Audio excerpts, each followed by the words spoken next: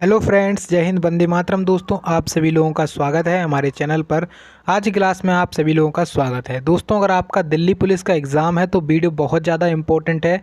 इस वीडियो में हम लोग आपके जीके और जीएस के लिए कुछ इंपॉर्टेंट क्वेश्चंस को लेकर के आए हैं, जो कि आपके एग्ज़ाम के लिए बहुत ही ज़्यादा इंपॉर्टेंट होंगे। तो चलिए शुरुआत करते हैं हम इस वीडियो की। आपने इसके पहले वाले वीडियोज़ को नहीं देखा तो उसको भी आप लोग देख सकते हैं, लिंक आपको डिस्क्रिप्शन बॉक्स में मिल जाएगी। देखिए, हमारा आज का पहला क्वेश्चन है। क्वेश्चन में पूछ रहा है कि निम्नलिखित में से कौन सा सूर्य ग्रहण का एक प्रकार नहीं है। आंशिक, दूसरा आपके सामने है खंडाच्छायुक्त, और तीसरा है पूर्ण, और चौथा है वलयाकार। तो आपका करेक्ट आंसर बनेगा ऑप्शन नंबर 2। सूर्य ग्रहण का एक टाइप नहीं है, कौन सा? Option number 2। ठीक है, तो यहाँ पे करेक्ट आंसर आपका हो जाएगा ऑप्शन नंबर 2 वाला। देखो, तो सूर्य ग्रहण किस किस टाइप में होते हैं उनसे देखो, यहाँ पे आपको एक नज़र आ रहा है पूर्ण सूर्य ग्रहण। तो इस तरीके से जो होता है वो पूर्ण सूर्य ग्रहण होता है। एक होता है वलयाकार सूर्य ग्रहण, तो इस तरीके वाला वलयाकार होता है।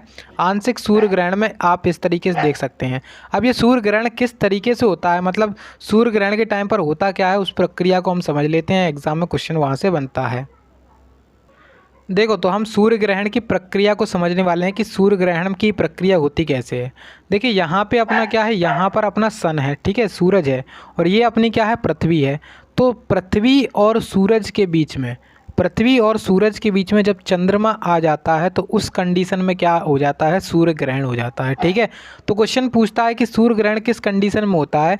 तो पृथ्वी और सूरज के बीच में जब चंद्रमा आ जाता है तो सूरज की जो रोशनी होती हैं वो पूरी तरीके से अपनी पृथ्वी पर नहीं पहुंच पाती हैं और आंशिक रूप से पहुंचती हैं। ठीक है, तो उस कंडीशन में क्या बनता है, पृथ्वी पर अपन को एक सूर्य ग्रहण टाइप का नज़र आता है। ठीक है, तो यहाँ पे आपको पता होना चाहिए कि पृथ्वी और जो अपना सूर्य होता है उसके बीच में कौन आ जाता है, चंद्रमा आ जाता है। उस कंडीशन में क्या बनता है, उस कंडीशन में सूर्य ग्रहण लगता है। ठीक है, अब देखिए अगला क्वेश्चन, ये क्वेश्चन भी बहुत ज़्यादा इंपॉर्टेंट है। क्वेश्चन में पूछ रहा है कि जाकिर हुसैन का संबंध किस वाद्य यंत्र से है। तो अगर हम बात करते हैं जाकिर हुसैन के बारे में तो इनका संबंध है तबला वादन से। ठीक है, तबला वादन से इनका संबंध है। अब तबला वादन में और भी जो है ना वादक, उनसे क्वेश्चन बनता है, तो यहाँ पे हम सभी वादकों के देखने वाले हैं। देखिए, तबला वादन में कहाँ कहाँ से क्वेश्चन बन सकता है आपसे। तो सबसे पहले देखिए, अल्लाह रखा खान, अल्लाह रखा खान का संबंध किससे है, तो तबला वादन से है। उसके बाद जाकिर हुसैन, जाकिर हुसैन का संबंध भी किससे है, तबला वादन से है। किशन महाराज, किशन महाराज का भी संबंध तबला वादन से है। उसके बाद आपके सामने गुदई महाराज आएंगे। पंडित आनंद गोपाल, पंडित आनंद गोपाल का संबंध भी किससे है, तबला वादन से है। निखिल ज्योति घोष, निखिल ज्योति घोष का संबंध तबला वादन से। तन्मय बोस और पंडित जसराज। तो ये कुछ महत्वपूर्ण नाम हैं जो कि आपको याद रखने हैं। ठीक है, याद रखने का मतलब है आपको याद करने ही पड़ेंगे, और कोई इसमें वो नहीं है। ठीक है, जब आपको एग्ज़ाम क्लियर करना है तो उनको याद करना ही पड़ेगा। अब देखिए, नेक्स्ट क्वेश्चन आपसे पूछा गया है। क्वेश्चन में आप बोल रहा है कि भारत गणराज्य के किस नागरिक को 2014 में नोबेल शांति पुरस्कार से सम्मानित किया गया था। तो नोबेल शांति पुरस्कार के बारे में बात हो रही है, 2014 में दिया गया था कैलाश सत्यार्थी को। ठीक है, तो इसका राइट आंसर हो जाएगा ऑप्शन नंबर 2 वाला। ठीक है, अब देखिए यहाँ पे सीवी रमन, अमर्त्य सेन और यहाँ पे रविन्द्रनाथ टैगोर, इनको भी नोबेल प्राइज़ मिला है। तो इनको साइंस के क्षेत्र में मिला था, फिजिक्स में। ठीक है, इन्हें कब मिला था, सीवी रमन को मिला था 1930 में। ठीक है, इन्होंने रमन प्रभाव की खोज की थी 1928 में, उसके उपलक्ष्य में इन्हें 1930 में क्या मिला था, नोबेल पुरस्कार मिला था, जो अपना साइंस यानी कि भौतिकी के क्षेत्र में। ठीक है, कैलाश सत्यार्थी 2014 में मिला है। इन्हें अमर्त्य सेन जो है ना, अर्थशास्त्र के क्षेत्र में इन्हें मिला है। किस क्षेत्र में, अर्थशास्त्र के क्षेत्र में। ठीक है, तो अर्थशास्त्र के क्षेत्र में इन्हें 1998 में ये पुरस्कार दिया गया था। साहित्य के क्षेत्र में, लिटरेचर के क्षेत्र में रविंद्रनाथ टैगोर को, रविंद्रनाथ टैगोर को 1913 में दिया गया था। इनकी एक पुस्तक थी गीतांजलि, कौन सी पुस्तक थी, गीतांजलि, तो इसके लिए इन्हें दिया गया था। ठीक है, तो यहाँ पे आपको याद रखना है, ये चीज़ें बहुत ज़्यादा इंपॉर्टेंट हैं। नेक्स्ट क्वेश्चन देखिए, पूछ रहा है क्वेश्चन में कि भारत में इलेक्टोरल बॉन्ड जारी किए जाने की तिथि से कितने दिनों के लिए वैध होते हैं। देखिए, जो भारत में इलेक्टोरल जो बॉन्ड होते हैं उनको जारी करने की तिथि से वो कितने दिनों तक क्या रहते हैं, वैलिड रहते हैं। तो 15 दिनों तक, 15 दिनों तक वैलिड रहते हैं। तो राइट आंसर ऑप्शन नंबर 2। अगला क्वेश्चन देखिए, पूछ रहा है क्वेश्चन में कि निम्नलिखित में से कौन सा तमिलनाडु की सबसे ऊंचे शिखर हैं। तो तमिलनाडु की सबसे ऊंची चोटी बोल सकते हो, या फिर आप बोल सकते हो कि तमिलनाडु की सबसे ऊंचा शिखर कौन सा है, तो वो हो जाएगा डोडा बेटा। ठीक है, डोडा बेटा जो नीलगिरी की पहाड़ियां हैं उसी में एक ऊंचा शिखर है जिसे कहते हैं डोडा बेटा। तमिलनाडु की सबसे ऊंची चोटी हो जाएगी ये। ठीक है, तमिलनाडु की सबसे ऊंची चोटी। नंदा देवी आप सभी को पता है उत्तराखंड राज्य में स्थित है, नंदा देवी नेशनल पार्क भी वहीं पर है। अन्नाईमुड़ी यहीं पर है, तमिलनाडु में ही। ठीक है, अगला क्वेश्चन बहुत ज़्यादा इंपॉर्टेंट है। क्वेश्चन में पूछ रहा है कि 2022 तक की स्थिति के अनुसार दुनिया की सबसे ऊंची मोटर चलाने योग्य सड़क यानी कि जो मोटरेबल रोड है उसको भारत में किस दर्रे से होकर गुजरती है। देखिए, अगर बात की जाए 2022 की स्थिति के अनुसार, क्या अभी वर्तमान में अभी वही है, तो जो अपनी सबसे ऊंची, दुनिया की सबसे ऊंची मोटर चलाने योग्य यानी कि मोटरेबल जो रोड है उसका कहाँ से होकर के गुजरती है, तो उमलिंगला दर्रा से होकर के। ठीक है, उमलिंगला दर्रा ये कहाँ पर है, लद्दाख में स्थित है, लद्दाख में स्थित है ये उमलिंगला दर्रा, इसको ध्यान रखेंगे। उसके बाद देखिए यहाँ पे जो है ना, इसका निर्माण, ये जो सड़क है इसका निर्माण किसने कराया था, तो BRO के द्वारा इसका निर्माण कराया गया था। ठीक है, BRO के द्वारा इसका निर्माण कराया गया था। ये सड़क की जो ऊंचाई है वो कितनी है, 19,300 मीटर की ऊंचाई पर ये सड़क बनाई गई है। ठीक है, इतना आपको याद रखना है। अब रोहतांग दर्रा ये कहाँ पर है, हिमाचल प्रदेश में। ठीक है, रोहतांग दर्रा है और एक है बाड़ा लाचा दर्रा। तो बाड़ा लाचा दर्रा और रोहतांग दर्रा ये कहाँ पर है, हिमाचल प्रदेश में स्थित है। अगला क्वेश्चन आपसे पूछा गया है कि महिलाओं के लिए वन स्टॉप सेंटर स्कीम निम्नलिखित में से किसके द्वारा वित्त पोषित है, यानी कि इसमें धन कहाँ से आता है। तो इसमें धन आता है निर्भया फंड से। ठीक है, निर्भया फंड से इसमें धन आता है। ये जो वन स्टॉप योजना है, वन स्टॉप सेंटर योजना है, इसको 2015 में चालू कर दिया गया था, 2015 में चालू किया गया था, इसको आप लोग ध्यान रख सकते हैं। अगला क्वेश्चन देखिए, पूछ रहा है कि निम्नलिखित में से कौन सा देश ICC 2027 ODI विश्व कप के सह मेजबानों में से एक नहीं है। यानी कि इसका मतलब ये है, जो ICC 2027 में ODI यानी कि वनडे इंटरनेशनल जो वर्ल्ड कप होगा उसकी मेज़बानी कहाँ पर होगी और उनमें से कौन सा शामिल नहीं है। देखिए, 2027 के बारे में बात करें तो इसकी जो मेज़बानी है वो 3 देशों में होगी, मतलब 3 देशों में खेला जाएगा, नामीबिया में और दक्षिण अफ्रीका में और जिम्बाब्वे में। किसके बारे में बात हो रही है, नामीबिया में, दक्षिण अफ्रीका में और जिम्बाब्वे में। केन्या में नहीं खेला जाएगा। तो क्वेश्चन का आंसर भी क्या हो जाएगा, केन्या इसका राइट आंसर हो जाएगा। ठीक है, केन्या में नहीं खेला जाएगा। अगला क्वेश्चन भी बहुत इंपॉर्टेंट क्वेश्चन है। पूछ रहा है क्वेश्चन में कि लियो टॉलस्टॉय को उनके किसके क्षेत्र के लिए जाना जाता है। तो अगर हम बात करें लियो टॉलस्टॉय के बारे में तो इनका संबंध है उपन्यासकार हैं, मतलब ये लेखक हैं, उपन्यासकार हैं। ठीक है, तो उपन्यासों के लिए इन्हें जाना जाता है। अब इनकी महत्वपूर्ण पुस्तकें हैं जो कि आपसे एग्जामिनर पूछ सकता है। तो यहाँ पे सबसे पहले आपको याद रखना है the merchant of Venice. The merchant of Venice पुस्तक किसकी है, लियो टॉलस्टॉय की। उसके बाद इलियाड जो पुस्तक है ये भी किसकी है, लियो टॉलस्टॉय की। वॉर एंड पीस, ये बहुत ज़्यादा इंपॉर्टेंट है। वॉर एंड पीस ये किसकी है, ये भी लियो टॉलस्टॉय की है। और ग्रेट एक्सपेक्टेशन, तो ग्रेट एक्सपेक्टेशन ये भी किसकी है, लियो टॉलस्टॉय की है। ठीक है, तो यहाँ पे कुछ इंपॉर्टेंट पुस्तकें थी इनकी जो कि आपको पता होनी चाहिए, एग्जाम के लिए बहुत इंपॉर्टेंट है।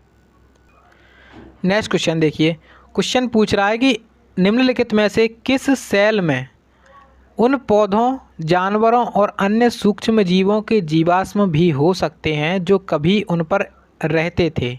तो कौन सी सेलें होती हैं जिसमें उन जानवरों के, उन सूक्ष्म जीवों के भी जीवाश्म रह सकते हैं जो कि कभी उन पर रहते थे, तो अवसादी सेलों में। ठीक है, अवसादी सेल इसका राइट आंसर है। ठीक है, ऑप्शन नंबर 2 वाला।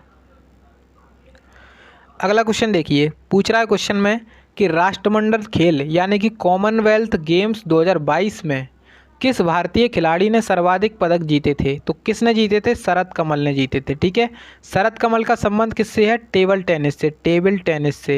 टेबल टेनिस से इनका संबंध है। इसको ध्यान रखेंगे। अब राष्ट्रमंडल खेलों के बारे में बात करें तो 2022 में ये कहाँ पे हुए थे? बर्मिंघम में। 2022 में बर्मिंघम में हुए थे ये आयोजित, ठीक है। तो 2022 में ये बर्मिंघम में आयोजित किए गए थे और इसमें जो शीर्ष स्थान पर रहा था, टॉप रैंकिंग में रहा था जो पदक तालिका में, वो रहा था ऑस्ट्रेलिया, ठीक है। ऑस्ट्रेलिया इसमें टॉप स्थान पे रहा था। ऑस्ट्रेलिया जो है ना टॉप स्थान पे रहा था। सेकंड नंबर पे कौन था? इंग्लैंड। सेकंड नंबर पे इंग्लैंड था। अपना जो भारत था वो चौथे नंबर पे था। अपना भारत किस नंबर पे था? तो भारत अपना चौथे नंबर पे था। इसको आप लोग ध्यान रखिएगा। देखिए अगला क्वेश्चन को, तो क्वेश्चन में पूछ रहा है कि निम्नलिखित में से कौन सा एक असंपर्क बल नहीं है? तो असंपर्क बल के बारे में पूछा गया है कि कौन सा एक असंपर्क बल नहीं है। तब आप कहेंगे यहाँ पे गुरुत्वाकर्षण, घर्षण, या फिर चुंबकीय, या फिर स्थिर वैद्युत। तो असंपर्क का मतलब क्या है? किसी के संपर्क में ना हो, मतलब टच। असंपर्क बल का मतलब होता है कि जो कि टच में ना हो, मतलब जिसे ऐसा बल जिसे टच करे बिना मतलब होता है, ठीक है। तो असंपर्क संपर्क में ना हो। तो गुरुत्वाकर्षण क्या होता है? गुरुत्वाकर्षण असंपर्क बल है, बिल्कुल है। चुंबकीय बल एक असंपर्क बल है, बिल्कुल है। स्थिर वैद्युत ये भी असंपर्क बल है। जबकि जो घर्षण होता है, घर्षण होता है वो कैसे लगता है? किसी चीज़ को जब स्पर्श किया जाता है और आपस में जब रगड़ेंगे उन पर, तभी तो उस पर घर्षण लगता है। तो मतलब ये क्या है? संपर्क में आने पर ही तो होता है। तो घर्षण क्या है? एक संपर्क बल है। घर्षण क्या है? एक संपर्क बल है। जबकि यहाँ पे असंपर्क बल की हमसे पूछी गई थी कि असंपर्क बल कौन सा नहीं है, तो ये हो जाएगा घर्षण, क्योंकि ये क्या है? एक संपर्क बल है। अगला क्वेश्चन पूछ रहा है कि भारतीय संविधान के कौन से अनुच्छेद में कहा गया है कि विधानमंडल के विश्रांति काल के दौरान अध्यादेश प्रख्यापित करने की राज्यपाल के पास शक्ति है। जैसे कि अपना जो केंद्र सरकार है उसमें जैसे सत्र चलते हैं। सत्र कौन से? एक तो बजट सत्र हो गया, मानसून सत्र हो गया, और एक हो गया अपना शीतकालीन सत्र, ठीक है। तो ये सत्र चलते हैं। जब कोई भी सत्र ना हो, यानी कि विश्रांति काल हो, उस दौरान पर जो अध्यादेश है वो जारी करता है, वो कौन करता है? वो करता है राष्ट्रपति। उसकी चर्चा किस में की गई उसके बारे में भी चर्चा कर लेंगे हम। तो हमसे तो यहाँ पे विधानसभा के बारे में पूछे गए। जब अपना जो राज्य होता है उसमें कोई भी सत्र नहीं चल रहा हो, उस टाइम पर क्या विश्रांति काल हो, ठीक है, उस दौरान पर अगर कोई ज़रूरत पड़ जाती है तो अध्यादेश जारी कौन करेगा? राज्यपाल करता है अध्यादेश जारी। इसकी शक्ति जो है ना किस अनुच्छेद में बात करी गई है? तो अनुच्छेद नंबर 213, ठीक है। अनुच्छेद 213 में इसकी चर्चा की गई है। अब राष्ट्रपति अध्यादेश किसके तहत जारी करता है? राष्ट्रपति जो है ना अध्यादेश, वो अनुच्छेद नंबर 123 के तहत जारी करता है। इसको आप लोग ध्यान रखिएगा, ठीक है। अगला क्वेश्चन देखिए, पूछ रहा है क्वेश्चन में कि निम्नलिखित में से किस बॉलीवुड अभिनेत्री ने अनफिनिश्ड ए मेमोयर लिखी है? ये एक पुस्तक है, इसका नाम है अनफिनिश्ड ए मेमोयर। तो इस पुस्तक की लेखिका है प्रियंका चोपड़ा। इसकी लेखिका का नाम है प्रियंका चोपड़ा। अब देखिए करीना कपूर ने कौन सी लिखी है? तो करीना कपूर ने लिखी है प्रेगनेंसी बाइबल। प्रेगनेंसी बाइबल इनने लिखी है, ठीक है, प्रेगनेंसी बाइबल। तो प्रेगनेंसी बाइबल किसके द्वारा लिखी गई? करीना कपूर के द्वारा लिखी गई है। एक ट्विंकल खन्ना ने और लिखी है, जिसको आप लोग नोट कर सकते हैं, Mrs funny bones. Mrs funny bones, ठीक है। मिसेस फनी बोन्स किसने लिखी है? तो ये लिखी है ट्विंकल खन्ना ने, ठीक है। मिसेस फनी बोन्स किसने लिखी है? ट्विंकल खन्ना ने लिखी है। इसको आप लोग नोट कर लीजिएगा। अगला क्वेश्चन देखिए, पूछ रहा है कि निम्नलिखित में से कौन सी नदी धुआंधार जलप्रपात बनाती है? तो धुआंधार जलप्रपात किस नदी के कारण बनता है? तो नर्मदा नदी के कारण बनता है। नर्मदा नदी के कारण बनता है। और ये नर्मदा नदी, इसका उद्गम स्थल है मध्य प्रदेश में, जो मैकाल की पहाड़ी है वहाँ पर एक अमरकंटक चोटी है, तो वहाँ से निकलता है, ठीक है। तो अमरकंटक से इसका क्या होता है? अमरकंटक से इसका मतलब वो जो अमरकंटक है वहाँ से ये निकलती है, उद्गम होता है, ठीक है। और ये जाति कहाँ है? ये जाती है अरब सागर में। अरब सागर में ये चली जाती है, ठीक है। यानी कि ये पश्चिम की तरफ बहने वाली क्या है? पश्चिम की तरफ बहने वाली एक नदी है। इसको आप लोग अलग से नोट कर सकते हैं। अगला क्वेश्चन देखेंगे, तो पूछ रहा है क्वेश्चन में कि निम्नलिखित में से किस भारतीय खिलाड़ी ने 2021 में आयोजित टोक्यो ओलंपिक 2020 में भार उत्तोलन यानी कि वेट लिफ्टिंग में पहला रजत पदक जीता था। तो देखिए सीधा सीधा क्वेश्चन पूछा गया था ये, क्योंकि वेट लिफ्टर तो यहाँ पे केवल एक ही है, मीराबाई चानू। मीराबाई चानू ने जो है ना पहला रजत पदक जीता था टोक्यो ओलंपिक में, ठीक है। तो टोक्यो ओलंपिक में पहला सिल्वर मेडल किसने जीता? सिल्वर ये जीता था मीराबाई चानू ने टोक्यो ओलंपिक में, ठीक है। भारत ने टोटल इसमें 7 मेडल जीते थे, जिसमें से 2 सिल्वर थे, 1 अपना गोल्ड था और 4 अपने क्या थे? 4 अपने ब्रॉन्ज थे, ठीक है। 4 अपने क्या थे? ब्रॉन्ज थे। तो इसको आप लोग ध्यान रख सकते हैं और एक बार इनको ज़रूर पढ़ लीजिएगा एग्ज़ाम से पहले, क्वेश्चन अगर आएगा तो आपसे छूटेगा नहीं। अगला क्वेश्चन देखेंगे तो पूछ रहा है कि निम्नलिखित में से कौन दूसरी पीढ़ी की सिस्टम है? दूसरी पीढ़ी का सिस्टम है, दूसरी पीढ़ी का कंप्यूटर है। तो Honeywell 400, Apple second, IBM notebook या फिर सन वर्क स्टेशन। तो दूसरी पीढ़ी का बताना है तो हनीवेल 400 इसका राइट आंसर हो जाएगा, ठीक है। देखिए अब एक और क्वेश्चन पूछा गया, क्वेश्चन का लेवल बहुत अच्छा क्वेश्चन है। तो देखिए क्वेश्चन में पूछ रहा है कि पहला मुग़ल शासक बाबर था, ये आप सभी लोग जानते हैं। बाबर ने किस सन में फरगाना राज्य का उत्तराधिकार प्राप्त किया था? जब वह 12 साल का था। देखिए जो बाबर था वो अफ़गानिस्तान का था वहाँ पर, ठीक है। तो वहाँ पर जो है ना फरगाना एक जगह थी, उसका राज्य का उत्तराधिकार किस वर्ष प्राप्त कर लिया था? तो ये 1494 में। 1494 में यहाँ की गद्दी पर ये शासक बन के बैठा था। उस टाइम पर इसकी एज 12 साल थी। अब ये भारत में आया तो इसने भारत में मुग़ल सत्ता की स्थापना की और मुग़ल सत्ता की स्थापना करने के साथ साथ ही इसने पहला युद्ध लड़ा।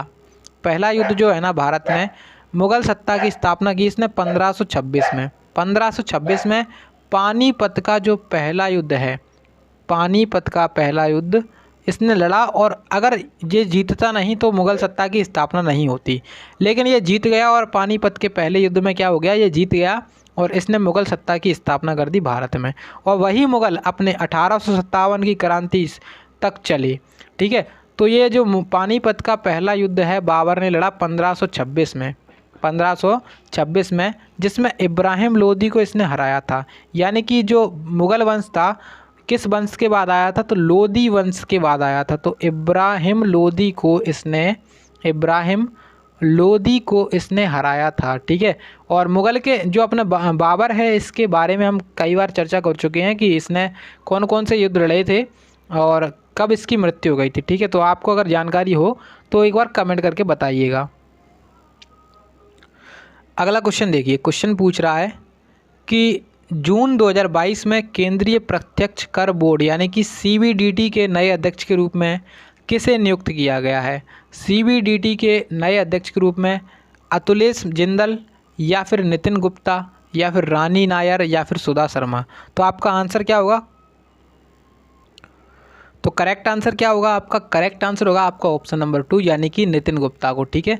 तो नितिन गुप्ता को क्या बनाया गया था? CBDT यानी कि केंद्रीय प्रत्यक्ष कर बोर्ड का अध्यक्ष बनाया गया था।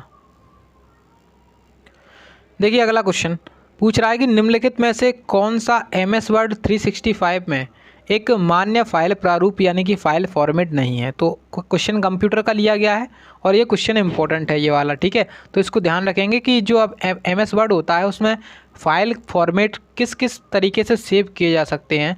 तो .docs होता है एक, तो ये हो जाएगा .docx, एक होता है .doc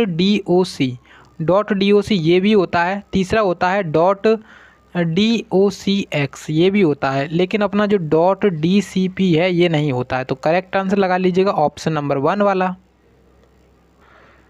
अब देखिए हमारा आज का लास्ट क्वेश्चन रहेगा, इसमें आपसे पूछा गया है कि श्री बिस्मिल्लाह खान संगीत वाद्य यंत्र में किसके लिए प्रसिद्ध वादक हैं? तो देखिए बिस्मिल्लाह खान का संबंध है शहनाई वादन से।